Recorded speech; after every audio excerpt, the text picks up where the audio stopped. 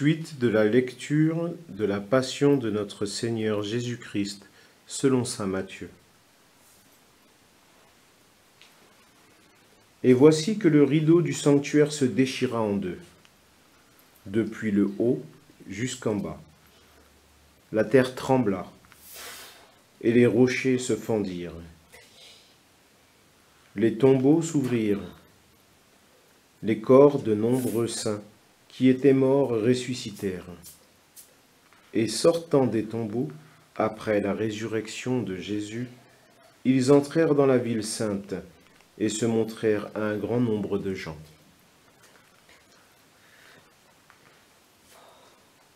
À la vue du tremblement de terre et de ces événements, le centurion et ceux qui, avec lui, gardaient Jésus, furent saisis d'une grande crainte et disaient : « Vraiment, celui-ci était fils de Dieu. »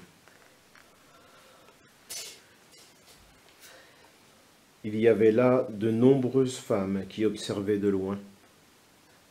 Elles avaient suivi Jésus depuis la Galilée pour le servir. Parmi elles se trouvait Marie-Madeleine, Marie, mère de Jacques et de Joseph, et la mère des fils de Zébédée.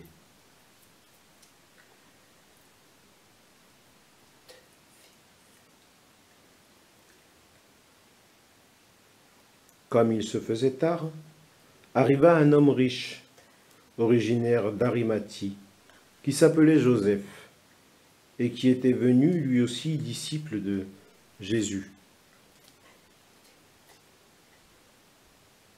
Il alla trouver Pilate pour demander le corps de Jésus.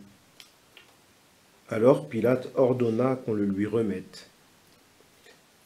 Prenant le corps, Joseph l'enveloppa dans un linceul immaculé et le déposa dans le tombeau neuf qu'il s'était fait creuser dans le roc.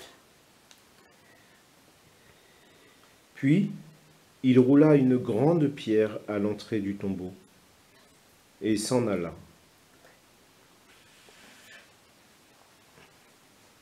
Or Marie-Madeleine et l'autre Marie étaient là, assises en face du sépulcre.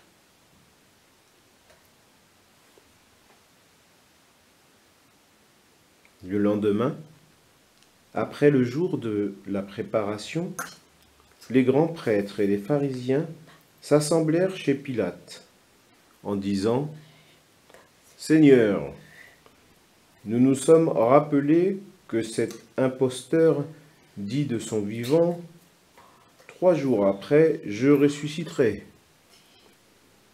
Alors, donne l'ordre que le sépulcre soit surveillé jusqu'au 3e jour, de peur que ses disciples ne viennent voler le corps et ne disent au peuple : il est ressuscité d'entre les morts.